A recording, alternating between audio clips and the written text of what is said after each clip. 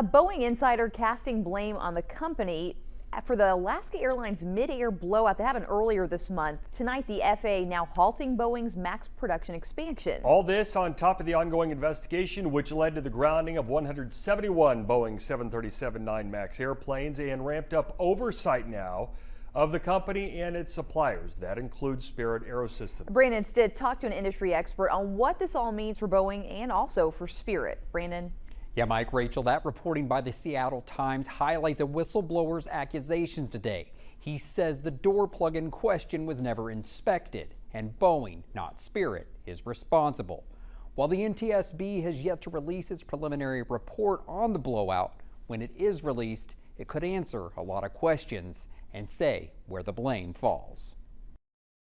Seattle Times saying Boeing, not Spirit AeroSystems, is at fault for the mid-flight blowout. Then the FAA halts the 737 MAX expansion as the Alaska Airlines blowout investigation ramps up. The whistleblower posted his account of the incident on liam.net Aviation's website. He claims the panel that blew off the jet was removed by Boeing at their Renton, Washington factory, and it was improperly reinstalled on the final assembly line. Aviation consultant Scott Hamilton. Ultimately, the responsibility to be sure that the door plug was installed properly and secured properly falls to Boeing. And this whistleblower, who's again a Boeing employee, outlines a scenario in which Boeing simply failed to do its job. 12 News has not independently confirmed the account of the incident by the whistleblower, but if what he says is correct, it will come out in the investigation.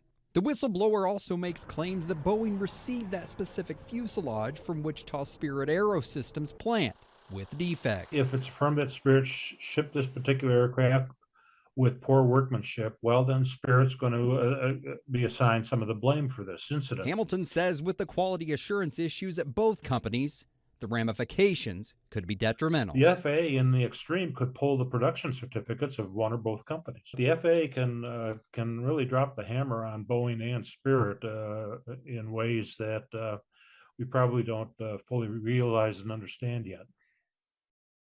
Remains, will the halting of the MAX production impact Spirit in Wichita? We reached out to a Spirit spokesperson tonight, and he referred us back to Boeing.